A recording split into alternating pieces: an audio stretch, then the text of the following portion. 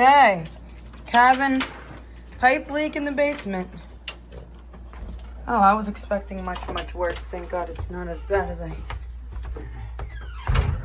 Oh, it stinks. Dude, it smells like eggs. Yeah. It smells like me after dunking. I thought it was way worse. Yeah, thank God it's not anywhere near She as... said it was flooded. This shit is not flooded. Yeah, there's definitely not as bad as I thought it was gonna be, really but that's... wet, I thought there was like inches of Dude, water. It smells like chicken shit down here. Yeah, it definitely doesn't smell good. I wonder if there's dead mice. Probably.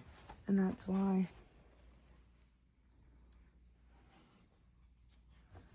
Well, thank God it's not real bad, but I mean, not good. Cool looking drink. There's like mold on the fucking ceiling and There shit. is? Yeah, look.